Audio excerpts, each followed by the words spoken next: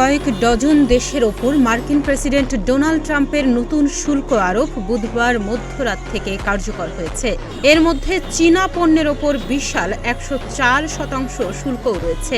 এমন পরিস্থিতিতে বৈশ্বিক বাণিজ্য যুদ্ধ আরও গভীর ও তীব্র হতে যাচ্ছে বলে মনে করছেন অনেকেই।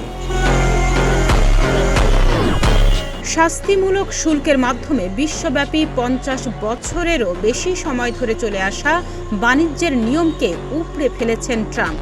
এই সিদ্ধান্ত সামনে মন্দার আশঙ্কাকে আরও বাড়িয়েছে, ফলে বিশ্বব্যাপী স্টকগুলো তীব্রভাবে নিম্নমুখী হয়েছে। অর্থনীতিবিদরা সতর্ক করছেন, বাণিজ্য যুদ্ধের ফলে মার্কিন ভোক্তারা নিত্য প্রয়োজনীয় সব কিছুর ক্ষেত্রে উচ্চ মূল্যের সম্মুখীন হতে পারে। তারা বলছেন, বুধবারের শুল্কের সম্পূর্ণ প্রভাব কিছু সময়ের জন্য অনুভূতি নাও হতে পারে, কারণ মধ্যরাত পর্যন্ত ট্রানজিটে থাকা পণ্য আগামী 27 মের মধ্যে মার্কিন যুক্তরাষ্ট্রে পৌঁছানোর পর্যন্ত নতুন শুল্ক থেকে অব্যাহতি পাবে। এখন প্রশ্ন হচ্ছে, দেশের অর্থনীতিতে এর কি প্রভাব পড়বে? নতুন শুল্ক নীতি অনুযায়ী বাংলাদেশের ওপর 37% শুল্ক আরোপ করেছে ট্রাম্প প্রশাসন। অর্থনীতিবিদ ও খাত সংশ্লিষ্টরা বলছেন, বাংলাদেশের তৈরি পোশাক খাতের অন্যতম বড় বাজার যুক্তরাষ্ট্র।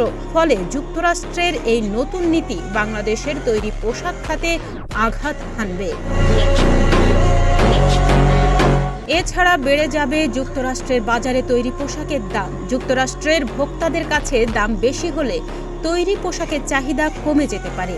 তখন সামগ্রিকভাবে বাংলাদেশ থেকে যুক্তরাষ্ট্রের রপ্তানি কমে যাওয়ার বড় ধরনের আশঙ্কা রয়েছে। অর্থনীতিবিদদের মতে, যুক্তরাষ্ট্রে রপ্তানি করা পণ্যের সিংহভাগ জায়গা দখল করে আছে এই তৈরি পোশাক খাত। ফলে যুক্তরাষ্ট্র অতিরিক্ত শুল্ক আরোপ করায় এর প্রভাব বেশি পড়বে পোশাক খাতে। তৈরি পোশাক শিল্পের মালিকরাও পরিস্থিতিকে চ্যালেঞ্জ হিসেবে দেখছেন। সংশ্লিষ্টদের মতে, বিদেশি ক্রেতারা বাংলাদেশে আসেন সস্তা শ্রম ও মূল্যের জন্য।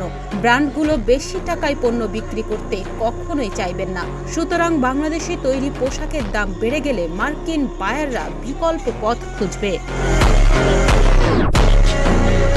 কারণ ওই দেশগুলোতে শুল্কের হার 10% এবং এগুলো যুক্তরাষ্ট্র থেকে কাছেও। এতে তৈরি পোশাক শিল্প ক্ষতিগ্রস্ত হবে। এক্ষেত্রে রপ্তানির বাজার ইউরোপের দিকে ঘুরে যেতে পারে বলে মনে করছেন বিশ্লেষকরা।